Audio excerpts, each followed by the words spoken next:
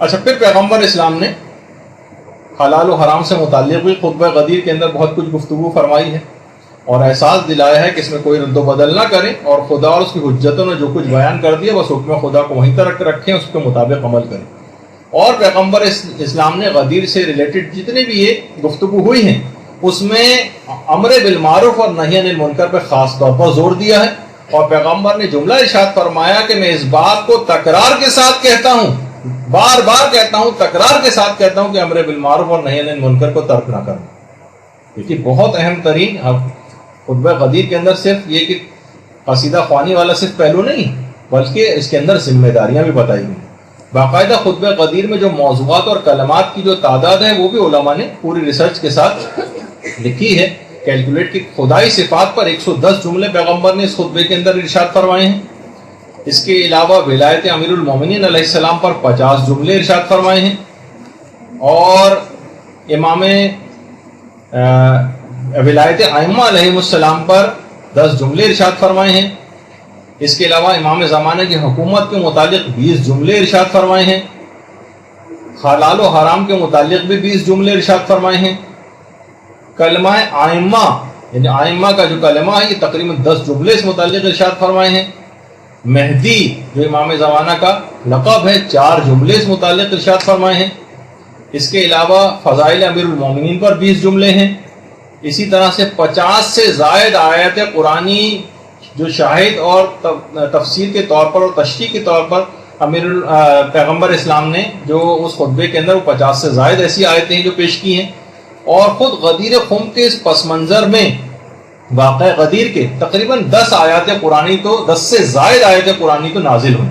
ایک آدھ آیت صرف سے صرف لوگ واقف ہیں، لیکن 10 سے زائد آیتیں کم سے کم غدیر خم کے پس منظر میں نازل ہوئی۔ اچھا، اب ایک سوال یہ ہے، تھوڑی سی بات اس متعلق بھی ہو جائے، بس تھوڑی سی دیر رہ گئی ہے، اور ظاہر ہے کہ آپ اتنے ایسے ایسے پروگرام دیکھ لیتی ہیں جو 2-2 گھنٹے کے ہوتے ہیں، تو اگر ہمارے آقا و مولا کے لیے کہ 2 گھنٹے کا اس طرح کا پروگرام مستقل آپ کو اٹینڈ کرنا پڑ جائے تو میرا خیال ہے اتنا پریشان نہیں ہونا ہے۔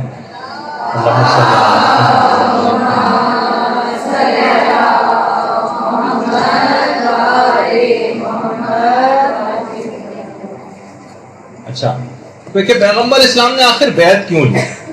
کیا ضرورت تھی الگ سے بیعت لینے کی؟ دیکھیے پیغمبر نے اس سے پہلے بھی تو کتنے سارے احکامات دیے، بس احکام آتے تھے، نص رسول ہوتی تھی، لوگ ویسے ہی مانتے تھے، لیکن پیغمبر جانتے تھے کہ اس بیعت کو آنے والے دنوں میں سقیفہ کی بیعت کے مقابلے میں آ کر اس کو باطل کرنا، تاکہ جب لوگ بیعت توڑ کر کسی نئی بیعت کو اختیار کریں تو ان کا وہیں پر ابطال ہو جائے کہ یہ وہی شخص ہے جو کچھ ایام پہلے حکم خدا اور رسول پر امیر المومن کی بیعت کر چکا ہے اور اب یہ بیعت شکنی کرنے جا رہا ہے۔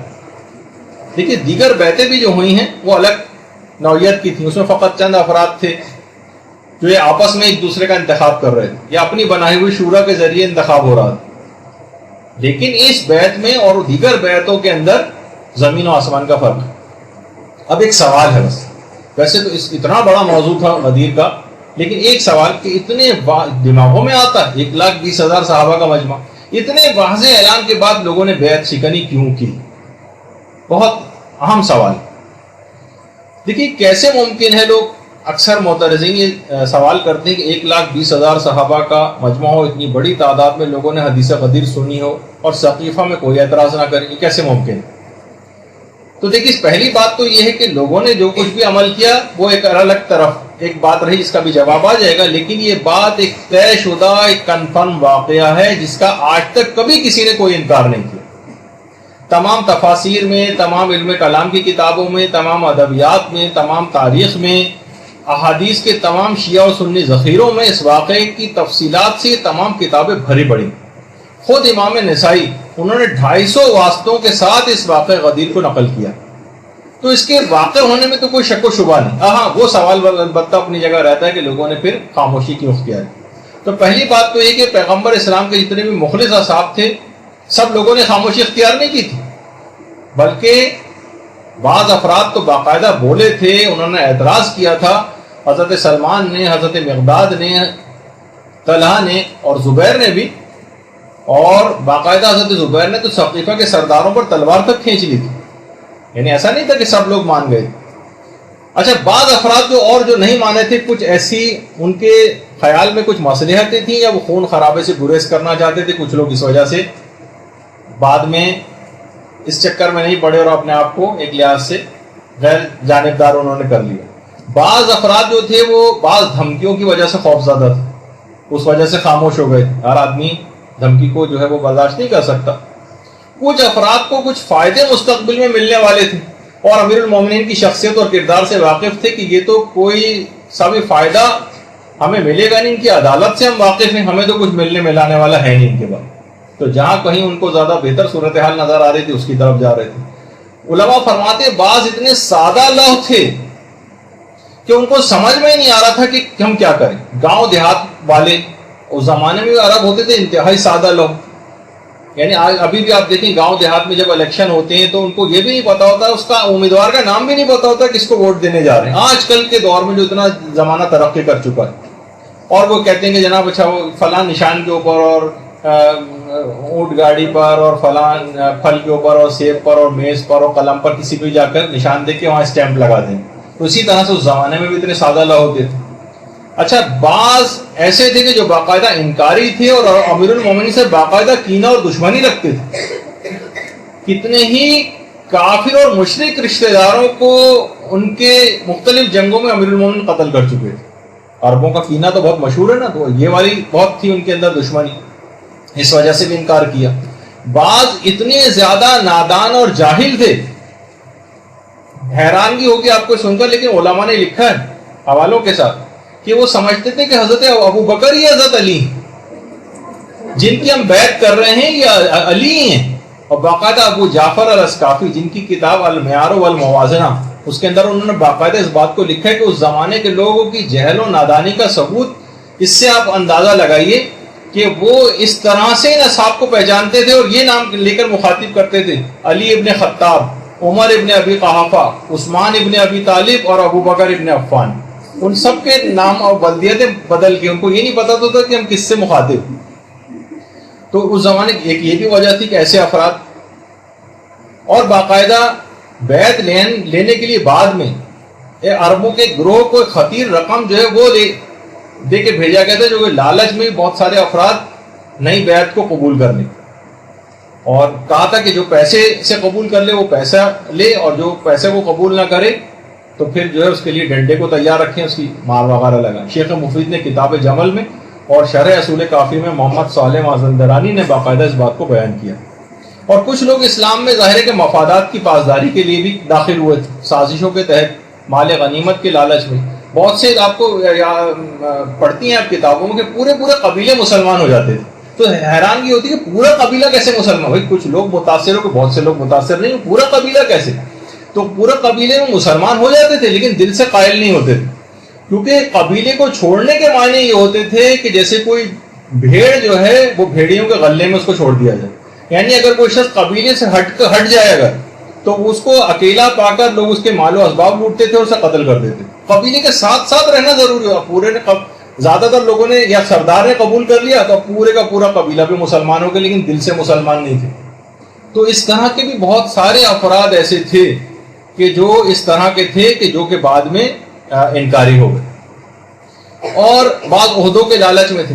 کچھ تو آپ کو پتا کہ فتح مکہ کے بعد اسلام کے کتنے وہ افراد کی جنہوں نے اسلام کے خلاف تلوار چلائی تھی، اچانک سے وہ مسلمان ہو گئے، ابو سفیان وغیرہ کی طرح سے، اور کتنے اس قسم کے افراد بھی موجود تھے. تو بہرحال اسلامی معاشرے کی ایک بہت بڑی مصیبت جسے کہا جائے مشکل، ایک نفاق اور منافقین کی صورت میں وہ اس وقت اس زمانے میں موجود تھی.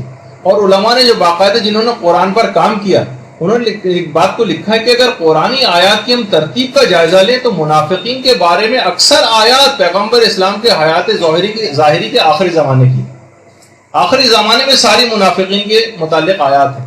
یہی وجہ ہے کہ آخری پیغمبر اسلام کے اس حج کے واقعے کے بعد منافقین نے آپس میں باقاعدہ ایک ایگریمنٹ کیا، سائن کیا تھا کہ اور اسلام کے خلاف ایک دقیق اور پیچیدہ سازش بھی تیار کی تھی، جو کہ ابھی آج تو ہمارا اس کا موضوع جو ہے وہ نہیں ہوگا.